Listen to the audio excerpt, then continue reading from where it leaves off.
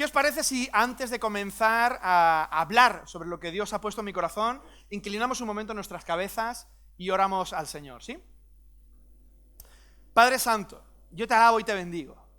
Te doy gracias porque tú eres más que suficiente para cada uno de nosotros.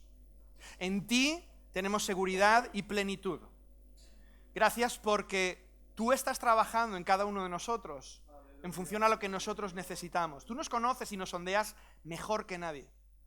Por eso hoy queremos abrir nuestro corazón y nuestras vidas, para que tú examines nuestro corazón, nos ayudes a despojarnos en este momento de cualquier pesar, de cualquier pensamiento o sentimiento que venga a interponerse entre tú y nosotros. Queremos acercarnos a ti, Señor, porque sabemos que tú ya tienes tus brazos abiertos listos para recibirnos. Pero nosotros queremos prepararnos para ese momento. Guíanos y bendícenos a tu voluntad. Amén. Aleluya. Bueno, ¿me podéis poner la diapositiva, por favor? Recordáis que la semana pasada estuvimos hablando sobre esto, ¿verdad? Sobre cómo Jesús, al principio de su ministerio aquí en la tierra, no tenía popularidad, no era conocido prácticamente por nadie, no tenía influencia o fama, si lo queréis llamar, ¿verdad? Todo eso ¿cuándo vino? Después, cuando él empezó a moverse a predicar, empezó a crecer su popularidad y su fama y fue conocido. Y lo que estuvimos viendo la semana pasada es cómo administrar correctamente la influencia que tengamos, porque todos tenemos influencia más o menos, en mayor o menor grado, en algún lugar, ¿vale? ¿Y cómo era esa forma de administrar correctamente esa influencia? ¿Os acordáis? Era primeramente a través del servicio a los demás y recordando que toda la gloria, ¿para quién es? Para Dios, ¿vale?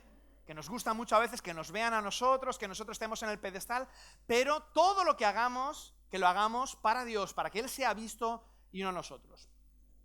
Veréis, hay un dato curioso en todo esto de las celebrities, ¿vale? De los famosos. Si observamos a las personas que son famosas o influyentes, ¿sabéis quién es el que está ahí en la foto? ¿No se ve bien la foto? Bueno, tenéis ahí a Brad Pitt, que está con todos sus seguidores, con todas las personas que le admiran, que le siguen, ¿vale? Y lo curioso es que cuando observamos a personas como actores famosos, como Brad Pitt, o influencers, o como lo queráis llamarlo, muchas veces ocurre esto que está ocurriendo, que siempre que aquellos que no nos consideramos tan famosos o influyentes como ellos, si los tuviéramos delante, nos acercamos e intentamos que se haga una foto con nosotros, que nos firme un autógrafo, estar cerca de ellos de alguna manera y ser partícipes de esa fama o de esa popularidad que ellos tienen, ¿verdad? Es como que queremos participar con ellos en ese reconocimiento o esos elogios que ellos reciben. Esto no era distinto en los tiempos de Jesús. No era distinto, esto no ha cambiado, la humanidad sigue siendo humanidad.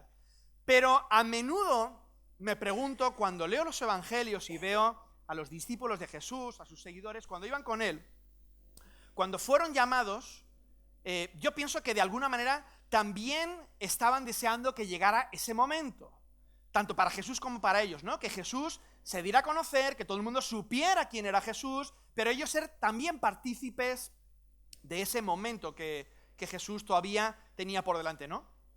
Y yo creo que los discípulos, aunque al principio no eran muy conscientes de verdad de lo que iban a vivir. Yo creo que no sabían la que se les venía encima cuando le dijeron que sí a Jesús. Sí que tenían claro que Jesús era alguien diferente, que Jesús era una persona que iba a cambiar completamente todo el mundo que le rodeaba. Las personas cuando se acercaban a él no salían igual. Jesús tenía una manera de hablar y de relacionarse con las personas que los impactaba, cambiaba sus vidas. Y ellos sabían eso de Jesús, ¿no? Y obviamente ellos querían, su deseo era que todo el mundo pudiese experimentar a ese Jesús transformador que ellos mismos estaban experimentando, ¿no? Seguramente muchos de ellos estaban emocionados, diría yo, con el camino que se abría ante Jesús y ante ellos también que iban detrás de Jesús y del que ellos iban a participar, pero hay una cosa que yo creo que ellos no sabían, y era que esto les iba a costar la vida. Les iba a costar la vida a cada uno de ellos. Seguir a Jesús no les dio comodidad, no les dio glamour, no les dio aplausos ni reconocimiento. Y a veces no puedo evitar preguntarme, si lo hubieran sabido desde el principio, ¿aún habrían estado dispuestos a seguirle? Y esa pregunta creo que nos la podemos hacer todos nosotros. Porque con la popularidad es cierto que se te acerca mucha gente que te ama, que te admira, que quiere seguir tus pasos, pero ¿sabéis que se acerca también aquellos que te odian? La popularidad también hace que aquellos que nos odian se nos acerquen más, para buscar nuestra caída, precisamente. Y ahí donde yo te digo, si tú sigues a Jesús porque piensas que te va a hacer más popular, que te va a hacer mejor visto entre las personas, que los demás te van a tener en consideración porque tienes una espiritualidad acerca de temas que a lo mejor ellos no se han planteado, o que crees que por seguir a Jesús todo te va a ir bien, te vas a llevar una gran decepción. Y lo siento mucho, pero lo tengo que decir así. La influencia de Jesús no lo llevó a prosperidad, comodidad, a una vida sin problemas o a tener una casa más grande o un coche mejor. No le llevó a eso. Y creo que ni a él ni a los seguidores de Jesús que realmente le siguen de corazón. La influencia de Jesús, ¿sabéis a dónde lo llevó? Lo ha predicado mi hermano Francisco muchas veces. Lo llevó aquí, a la cruz. Después de que Jesús muriera y resucitara, los discípulos fueron a compartir su mensaje, iban por ahí, por todas partes, compartiendo su mensaje, plantando iglesias, arriesgaron sus vidas para ser la extensión del ministerio de Jesús. Y mientras hicieron eso, sí, su influencia y su popularidad creció. Más gente conoció quién era Pedro, quién era Juan, quién era Santiago, etc., etc. Pero, junto a esa popularidad, también vino sufrimiento para ellos. También vino sufrimiento. Vino oposición, llegaron desafíos para ellos, llegaron dificultades, inconveniencia y yo diría que también dolor. Dolor. Vamos a volver a algo que he dicho antes. Estamos viviendo en una época en la que está habiendo como una especie de renacer de la búsqueda de lo espiritual, por decirlo de alguna manera. Está volviendo a ser bien visto hablar de Jesús, al menos aquí, en nuestro país. Sabéis que España tiene un contexto cultural en el que el catolicismo fue férreo, fue muy fuerte, ¿vale? La dictadura de Franco puso que el catolicismo era la única religión que tenían que tener los españoles y los demás, pues, cuanto menos fuimos ninguneados, si no perseguidos, por causa de nuestra fe. Pero con la llegada de la democracia esto empezó a cambiar. ¿Pero qué es lo que ocurrió? Esa opresión y esas normas impuestas también acerca de la religión causó en la mayoría de personas rechazo hacia cualquiera que hable de Dios, de Jesús o que plantee cualquier tema sobre la religión. ¿Vale? Entonces, durante mucho tiempo la gente en España no ha querido saber nada, ni de Dios, ni de Jesús, ni de la iglesia, ni de religión, ni nada. Pero parece que ahora eso está cambiando. Sobre todo en las nuevas generaciones, a partir de la generación Z hacia acá, parece que hay una especie de inquietud acerca de lo espiritual, de aquello que tiene que ver con el alma. Entonces, en las redes, si os fijáis, actualmente la gente que habla sobre fe, sobre espiritualidad, normalmente ahora son apoyadas, más que criticadas. La gente se suma a ese carro y dice, yo también he vivido esto, me alegro de que hayas tenido el valor de compartir tu fe, la gente les sigue, les admira. Esto ya vimos la semana pasada que en sí no es malo, ¿recordáis? En sí tener esos recursos, medios u oportunidades para poder compartir de Jesús, pues oye, si los tienes, hazlo, eso no es malo. Pero recuerda, hazlo ¿para quién? Para la gloria de Dios, no para que te vean a ti, ¿vale? Y vimos también que había que tener cuidado con ¿qué? Con la motivación. ¿Por qué estoy haciendo esto? ¿Qué es lo que me mueve a hacer lo que hago, ¿no? En las iglesias evangélicas, hoy están de moda los cursos bíblicos. Los cursos bíblicos. Se han puesto de moda. Es nuestro nicho económico. Y lo digo así. Los evangélicos vendemos cursos bíblicos por todas partes. Y los vendemos. Digo esa palabra con énfasis además. Algunos cursos te prometen aprender en 3 meses lo que en un seminario aprenderías en 3 años. Sí, y te regalan la guitarra para que dirijas la alabanza. Eso sí, obviamente te cobran el triple que en el seminario, ¿vale? Que te llevaría 3 años. Hermanos, aunque estoy haciendo un poco de humor con todo esto, esto es real. Esto está ocurriendo dentro del campo evangélico. Y yo digo, cuando el motivo principal que impulsa a seguir a Jesús se convierte en recibir beneficios, se está contradiciendo el mismo mensaje que estamos dando. Hay algo que no estamos haciendo bien. Y ya parece que hemos entrado, ¿cuánto hablamos el día de la Reforma de que uno de los errores principales de la Iglesia Católica contra el que los reformadores levantaron su voz y protestaron era la comercialización del Evangelio? Pero estamos haciendo lo mismo actualmente. Vendemos cursos, vendemos retiros, ¿Por qué hacemos todo eso? ¿Cuál es el propósito real de todas esas cosas? ¿Qué se esconde detrás de todo esto? ¿El compartir a Jesús o el hacer más dinero para el año que viene hacer otro curso u otro retiro evangélico? ¿Lo hacemos para que las personas que no conozcan a Jesús tengan la oportunidad de acercarse a Él o lo hacemos para nuestro entretenimiento? Algo no estamos haciendo bien, hermanos. Para el seguidor de Jesús, su objetivo nunca será ser famoso, ganar dinero o tener beneficios. ¿Sabéis cuál es el objetivo principal para el verdadero seguidor de Jesús? Ser fiel a su llamado. Ser fiel a su llamado. Para el seguidor de Jesús, la dirección principal no es hacia una plataforma más grande. Y si tengo que bajarme para decírmelo, me bajo. Simplemente estoy aquí arriba para que me veáis mejor. Pero mi objetivo no es que se me vea. El objetivo de un seguidor de Jesús es ir hacia la cruz. Es ir hacia la cruz. No seguimos a Jesús por lo que Él puede ofrecernos. Seguimos a Jesús primeramente por lo que Él ya nos ofreció en la cruz. Y eso es suficiente. No se trata de lo que podamos recibir ahora. Se trata de que Él ya lo hizo ahí en esa cruz.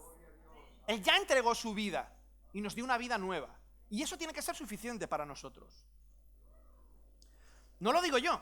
Fijaos en lo que sucedió con la madre de Santiago y Juan cuando se acercó a Jesús y le pidió que permitiera a sus 2 hijos estar sentados a la diestra y a siniestra cuando Él estuviera sentado en el cielo, ¿no? Por favor, te ruego que pongas a uno a tu diestra y otro al otro lado para que estén ahí, ¿no? Que estuvieran en el trono junto al rey. Jesús, ¿sabéis lo que le respondió? El que quiera tener influencia en el reino de Dios necesita saber que va a experimentar sufrimiento. En el reino de Dios, los primeros serán los últimos y los últimos serán los primeros. Lo mismo volvió a suceder cuando Jesús le planteó a sus discípulos que Él tenía que ir a una cruz para sufrir, para morir por toda la humanidad. ¿Qué hace Pedro? Señor, que nada de esto te ocurra. Señor, que no te pase esto. ¿Y Jesús qué le contestó? Apártate de mí, Satanás. Yo creo que para Pedro no fue fácil encajar esas palabras, ¿verdad? ¿Tú te imaginas que Jesús te dijera, apártate de mí, Satanás? Dices, me he ido completamente del foco que tenía que tener. Después Jesús les explica a sus discípulos que seguirlo a Él es negarse a uno mismo. Tomar nuestra cruz, seguir su camino, no nuestro camino. Es seguir sus pasos, no el camino que nosotros queremos tomar. Seguir a Jesús tiene un precio. Pedro, en esta conversación que hemos comentado, él quería seguir a Jesús, pero no quería su cruz. No quería el sufrimiento de la cruz. Santiago y Juan querían grandeza, pero tampoco querían el sufrimiento que suponía ser un seguidor de Jesús. Hoy muchos quieren tener reconocimiento, pero nadie quiere pasar por el sufrimiento. Muchos quieren ser líderes, predicadores, teólogos, influencers, pero pocos quieren ser servidores. Hoy muchos quieren a Jesús y la vida abundante que Él ofrece, pero pocos quieren la cruz. Pero si sigues a Jesús de verdad, escúchame bien, si sigues a Jesús de verdad, inevitablemente irás en dirección a la cruz. ¿Qué significa esto? Seguir a Jesús no es agradar a todo el mundo. No significa que le vayas a gustar a todos, o que le vayas a caer bien a todo el mundo, o que cumplas con las expectativas que los demás tienen hacia ti, que nunca vayas a ofender a nadie con lo que digas o lo que hagas. Tarde o temprano, seguir a Jesús te va a costar amistades, te va a costar aceptación y te va a costar incluso el odio de otros. Y esto ya lo avisó Jesús. Si abres tu Biblia en el Evangelio de Juan, capítulo 15, en el versículo 18, Jesús ya le está diciendo esto a sus discípulos y le está haciendo una advertencia. Cuando leamos este versículo, no cierres tu Biblia porque luego vamos a seguir, ¿vale? No lo pierdas ahí, déjate un marcador o el dedo así puesto, lo que quieras. Pero en Juan 15, 18, Jesús dice: si el mundo os odia, sabed que primero me odió a mí. Primero me odió a mí. Y a lo mejor tú dices, bueno, en aquel momento la gente, muchas personas tenían todavía dudas acerca de lo que iba a ser Jesús. ¿Era realmente el Salvador del mundo? ¿Era realmente el Hijo de Dios, como él decía ser? ¿Vino a perdonar nuestros pecados? ¿O todo esto es una falacia y es un impostor? ¿Es alguien que nos está engañando? ¿O es alguien que, de hecho, muchos decían que era un alborotador, que era un liante, que era una persona que traía problemas, que donde él iba venían los conflictos? Pero hoy tenemos una perspectiva diferente. Conocemos la historia completa de Jesús. No nos guiamos por lo que unos cuentan o lo que ha dicho aquel o lo que sea, sino que tenemos aquí escrito toda la obra y ministerio de Jesús aquí en la tierra. Entonces, lo mismo ahora te preguntas, bueno, ahora que conocemos lo que hizo Jesús, ¿cómo es posible que alguien realmente le odie? ¿Por qué? Porque Jesús hizo muchas cosas que en nuestra cultura y contexto actual están bien vistos, creas o no en él. Jesús alimentó a los pobres, desafió a los sistemas corruptos de su época, criticó la hipocresía de los religiosos, habló de dejar a un lado los prejuicios y practicar la tolerancia y la aceptación hacia otros. Creo que todos son valores que hoy en día consideraríamos buenos, creas o no en Jesús. Entonces, si Jesús hacía cosas buenas, ¿cómo puede haber gente que le odie? Como dice aquí Jesús. El problema es que si sigues a Jesús, no puedes escoger creer solamente aquellas cosas que van a ser aceptadas por la sociedad, por la cultura popular, e ignorar aquellas que no lo van a ser. Tarde o temprano tendrás un problema, porque Jesús afirmó la autoridad de la Biblia. Dijo que era inspirada por Dios. Habló sobre... Perdón, que me he perdido. Perdón, sí. Aclaró que hay dos géneros solamente. Y afirmó también que debíamos amar a nuestros enemigos y bendecir a los que nos maldicen. Eso no le gusta a nadie. Dijo además ser el único camino exclusivo hacia Dios. Por lo tanto, es excluyente con las demás formas de religión. Y hoy en día eso no le gusta a nadie, si es que no compartes la fe en Jesús. Así que, si sigues a Jesús, no puedes escoger creer solamente aquellas cosas que van a ser aceptadas e ignorar las que no. Tarde o temprano, alguien se va a ofender, a alguien no le va a gustar que seas un seguidor de Jesús, alguien no estará de acuerdo contigo, alguien se opondrá a ti de una u otra forma. Y en algunas culturas, afortunadamente aquí a lo mejor no tanto, eso te puede costar problemas serios e incluso costarte la vida. Hay un cartel ahí atrás que muestra la lista mundial de persecución. ¿Vale? Creo que lo tengo que actualizar porque no sé si es del año pasado, pero ya se ha publicado la lista mundial de persecución cristiana en el mundo. Y todavía hay una franja que la podéis ver ahí en el cartel, veis ahí en el centro, podéis dar la vuelta, no pasa nada.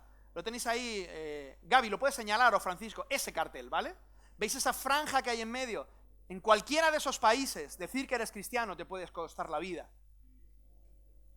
O a lo mejor otras cosas no tan gordas, pero vas a sufrir persecución, vas a sufrir incomodidad, vas a tener problemas por causa de tu fe. Es sorprendente además la lista que se ha publicado este año, porque Siria, que antes estaba creo que el número 12 o 13, ya estaba mal, pero ha ascendido en un solo año hasta el puesto número 6. Es el sexto país más peligroso en el que ser cristiano. Te doy un dato, es que todos los discípulos de Jesús sufrieron persecución. Y a lo largo de la historia, lo mismo ha sucedido con muchos de sus seguidores. Hoy en día sigue sucediendo, como estamos hablando. Y si eres un seguidor de Jesús, recuerda que seguimos a un hombre que fue traicionado, burlado, insultado, atacado y finalmente crucificado. No puedes esperar que todo el mundo te vaya a querer, te vaya a admirar, te vaya a aceptar, te vaya a aplaudir, te vaya a admirar siempre. ¿Sabes que los cristianos solemos tener un dicho que dice, sigue a Jesús, te irá mejor. Y en cierto sentido, eso es cierto. Al seguir a Jesús, recibes lo que nadie te puede quitar. Una relación genuina con Dios. ¿Vale? Hasta ahí lo tenemos claro. Un propósito divino, una vida eterna. El poder del Espíritu Santo trabajando dentro de ti. Y no hay nada mejor que eso, lo reconozco. En ese aspecto te va a ir mejor. Sin embargo, tampoco sería mentira decir, y este es el título de esta predicación, sigue a Jesús, puede que te vaya peor. Puede que te vaya peor. ¿Por qué? Vamos a seguir leyendo la advertencia de Jesús en Juan 15. Decíamos que Jesús empezó diciendo, si el mundo os odia, sabed que primero me odió a mí. ¿Pero qué dice después? Si pertenecierais al mundo, el mundo os amaría como cosa propia. Pero como no pertenecéis al mundo, sino que yo os elegí y os saqué de él, por eso el mundo os odia. Recordad lo que os he dicho. Ningún siervo es superior a su amo. ¿Cómo lo está empleando aquí Jesús? Dice, como me han perseguido a mí, os van a perseguir también a vosotros. Y en la medida en que han puesto en práctica mi mensaje, también pondrán en práctica el vuestro. Y todo lo que hagan contra vosotros por mi causa, lo harán porque no conocen a aquel que me envió. Es decir, sí, seguir a Jesús es mejor, pero también tiene un precio. Por eso, yo en esta mañana te pregunto, ¿todavía te vale la pena seguirle? Sabiendo esto, ¿todavía vale la pena seguir a Jesús? Me alegra que hayáis respondido tan firmemente y tan alegremente la mayoría, sí, me sigue valiendo la pena. Porque ahora le voy a dar la vuelta a la moneda. Hemos estado hablando de lo difícil, del costo de seguir a Jesús. Pero que también te voy a decir hoy, que mientras la mayoría de la gente busca popularidad y aceptación de los demás, el que sigue a Jesús busca algo infinitamente más valioso. Algo que sí satisface. Vimos la semana pasada que toda esa fama, esa búsqueda de atención, finalmente pasará. Pero buscar a Jesús tiene algo que sí nos satisface profunda y eternamente, que es disfrutar de una relación con Dios, es aprender a ser como Él, a amar como Él lo hace. El aprendiz de Jesús vive para agradar, sí, pero vive para agradar a una audiencia de uno solo, a Dios nuestro Padre. Y eso es suficiente para Él. Su pasión es vivir para darle gloria a Él primero y cumplir con sus propósitos aquí y ahora. No cuando ya estemos allá en el cielo, empezamos a hacerlo aquí y ahora. El seguidor de Jesús encuentra libertad del deseo de querer ser aplaudido por todos y cumplir las expectativas de los demás, porque está enfocado en la opinión del único que realmente importa. Y eso es más que suficiente. Eso es más que suficiente. ¿Sabéis que el predicador John Wesley lo dijo de esta forma? El que teme a Dios no le teme a nada ni a nadie. Si este es el caso, es decir, esto se traduce como que lo que otros opinen, piensen o comenten sobre mí es secundario. A mí lo que me importa es lo que Dios tenga que decir de mí. Lo que Dios tenga que decir de mí. ¿Recuerdas, por ejemplo, a Esteban? En el Nuevo Testamento, en el libro de los Hechos. Era un hombre de fe, conocido por su sabiduría, por su elocuencia para hablar con los demás, su buena reputación, estaba lleno del Espíritu Santo. Esteban hacía lo que su maestro hacía. Era un seguidor de Jesús. Por eso lo rodeaban señales y milagros. Esteban se parecía tanto a Jesús que se comportaba, actuaba y hablaba exactamente igual que su maestro Jesús. Una vez Esteban predicó de una forma tan poderosa que, igual que Jesús, provocó mucha controversia entre los que estaban ahí escuchando.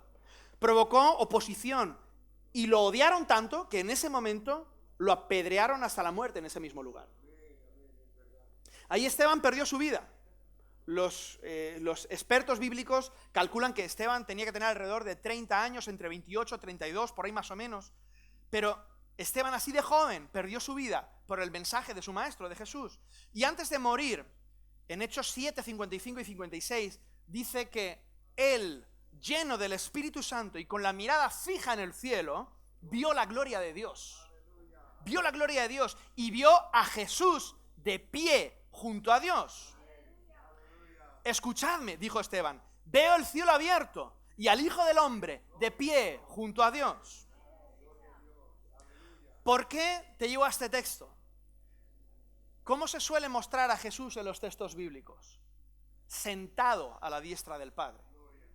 Cuando Jesús ascendió al cielo, la mayoría de textos nos lo describen como que Él está sentado a la diestra del Padre. Pero ¿cómo está en este momento en que Esteban le está viendo? Está de pie. Veo al Hijo de Dios de pie junto al Padre. Jesús, desde mi punto de vista, estaba dando la bienvenida a su seguidor Esteban.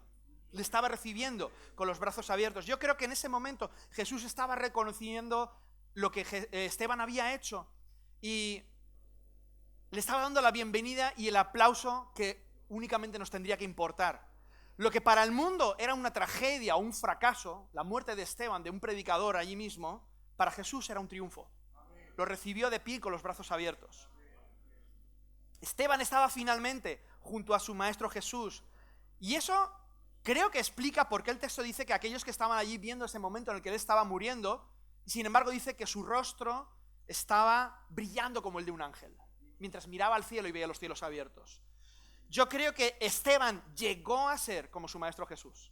Llegó a ser como él. Por eso, antes de morir, fijaos que curiosamente Esteban dijo: Señor, no tomes en cuenta su pecado. Se parece mucho a lo que Jesús dijo en la cruz en sus últimos momentos: Padre, perdónalos, porque no saben lo que hacen. Esteban ya estaba mimetizado con Jesús, era su reflejo. Esteban igualmente, como Jesús, estaba dispuesto a dar su vida por la verdad de su Dios. Para Esteban, seguir a Jesús, en cierta manera, como estaba diciendo antes, no le hizo ir mejor aquí en la tierra, porque sufrió el desprecio, la desaprobación y finalmente la muerte. Pero Esteban sí comprobó que comparado con buscar la aceptación y la aprobación de otros, seguir a Jesús era mucho mejor. Era mucho mejor. Jesús tiene una forma diferente a la que tiene el mundo de juzgar a las personas. Para nosotros suele ser lo que hemos visto: los flashes, los likes, la popularidad, la fama, el impacto, la influencia, el dinero. Pero para Jesús era cumplir el propósito de Dios. Es ser fiel y obediente a la hora de hacer aquello que Dios nos ha llamado a hacer. Para Jesús la identidad era tener un propósito, ser fiel y ser obediente al llamado de Dios. Permitidme que os hable brevemente de mí, aunque no quiero que os fijéis en mí, quiero que os fijéis en Jesús. Yo siempre me he considerado una persona ambiciosa, con metas y objetivos claros, que trabaja para conseguirlos, que me esfuerzo para alcanzar aquello que tengo delante. Yo nací y crecí en una familia que me enseñó que las cosas se ganaban con el esfuerzo y el sudor de tu frente.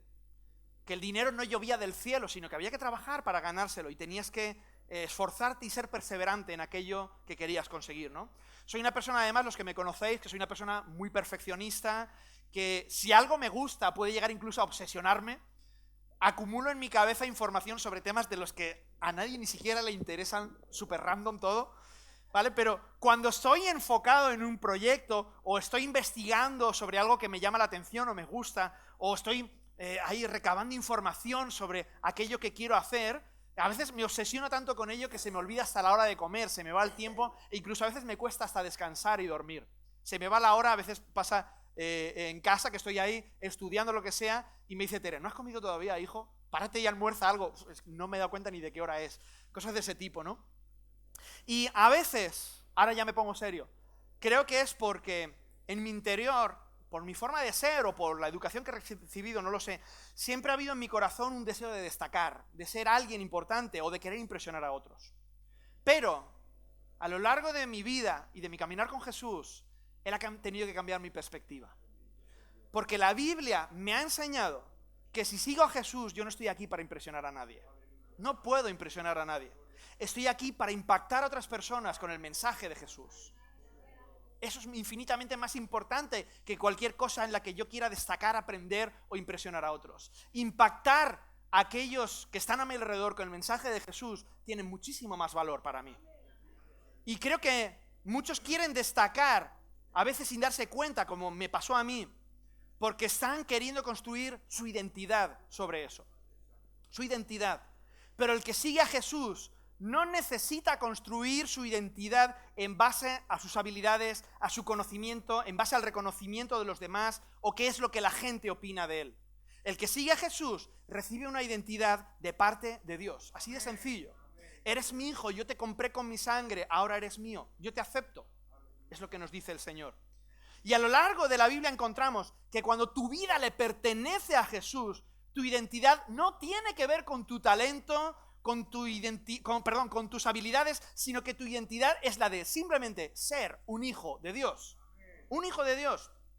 Tu identidad no es si le gustas a los demás, ya sean muchos o pocos. Tu identidad es la de ser un amigo de Jesús. Tu identidad no es lo guapo que seas, o lo hermosa que eras, o lo bien que te quedan los selfies cuando te los haces para las redes, o cuánto dinero tienes. Tu identidad es que has sido escogido por Dios. Tu identidad es que eres libre de toda culpa cuando rindes tu corazón a Él y le pides perdón por tus pecados. Y quedas libre de culpa y de castigo gracias a lo que Jesús hizo en la cruz. Tu identidad es que eres la obra maestra de Dios, como vimos en otra ocasión, y en Él tienes la libertad y la seguridad que realmente el mundo no puede ofrecerte. Cuando esa identidad está firmemente arraigada en ti y la has puesto en Dios, no necesitas ni aplausos, ni reconocimiento, ni popularidad para ser feliz. Porque esa identidad ya no depende de tus propios logros, ni de tu esfuerzo, como yo aprendí cuando era más pequeño. Es un regalo que Dios te da. Es un regalo que Dios te da. Y eso nada ni nadie te lo puede quitar. Nada ni nadie te puede quitar. En Cristo, escúchame bien, tienes un llamado, tienes un propósito, tienes el poder de Dios en tu vida. Tienes todo lo que necesitas. Dios nos ha equipado completamente para que podamos hacer su obra. Y tienes el favor y el poder y la gracia de Dios en tu vida. Eres libre de las cadenas del pecado, de aquello que te ataba, para poder proclamar la buena noticia de Jesús. Así que mi mensaje para ti en esta mañana es: ve a hacer aquello que Dios te llamó a hacer. Ponte en marcha. Eres un seguidor de Jesús. Ya tienes la aprobación y el aplauso de tu Padre si estás caminando en sus caminos. Así que ponte en marcha a hacer aquello que Dios te ha llamado a hacer y sé fiel a ese llamado. Me gustaría pedirte un momento de reflexión. Cierra tus ojos en este momento. Y quiero retarte a hacer algo. Me gustaría que pensaras en este momento en 3 personas que conoces y que no conocen a Jesús. No os distraigáis ahora. Piensa en 3 personas. Intenta visualizarlas en tu mente. Piensa en sus nombres. 3 personas que conoces, pero que no conocen a Jesús. Y pregúntate a ti mismo o a ti misma: ¿cómo los estás influenciando? ¿Pueden esas personas ver a Jesús a través de tu vida? ¿Saben que eres cristiano o cristiana?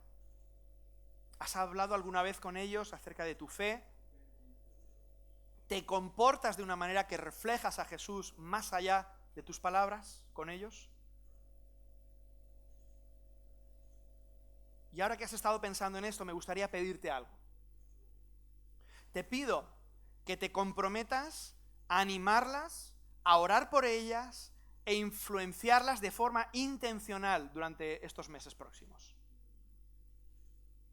Igual que Jesús invirtió de su vida personal para enseñar, animar y acompañar a los que estaban a su alrededor, ahora ve tú y haz lo mismo. Ve tú y haz lo mismo. Ese es el llamado de Jesús para tu vida. Impacta a las personas que están a tu alrededor para que le vean a Él en tu vida. Y ahora te invito a que cierres tus ojos, continúa ahí un momentito y hagas esta oración conmigo. ¿Vale? Puedes repetir estas palabras si quieres o decirlas a tu manera, pero si estás de acuerdo con esto que te voy a decir, me gustaría que hicieras también esta oración conmigo. Dile: Señor, examina mi corazón. Gracias porque tu aprobación en mi vida es suficiente. Y en esa verdad encuentro libertad. Hoy pongo a un lado mis propias ambiciones, sueños, deseos, también mis preocupaciones y mis inquietudes. Porque quiero pedirte que me ayudes a vivir para tu gloria. Quiero pedirte que me ayudes a hacer, como dijo Juan el Bautista, que dijo, es necesario que Él crezca y que yo disminuya. Dile al Señor, cualquier influencia que tú puedas darme, permíteme administrarla sabiamente para que otros puedan ver la belleza, la grandeza y la gloria de Jesús. En el nombre de tu Hijo amado. Amén. Aleluya. Dentro de poco habrá una campaña evangelística en mayo, en el que todos podremos participar. Y la idea es que traigas a alguien que no conoce a Jesús. Hoy has pensado en esas 3 personas. Ora por ellas, habla intencionalmente con ellas, guíalas con amor. No se trata de machacarlas ni de obligarlas, sino de estar al lado de ellas. Pero que las conversaciones naturalices el hablar de Jesús. Y sobre todo, ora por ellas. Nosotros sembramos la semilla, pero es el Espíritu el que da el crecimiento. ¿Vale? Así que espero que dentro de unos meses me contéis algo interesante sobre lo que habéis vivido. Que el Señor os bendiga. Amén.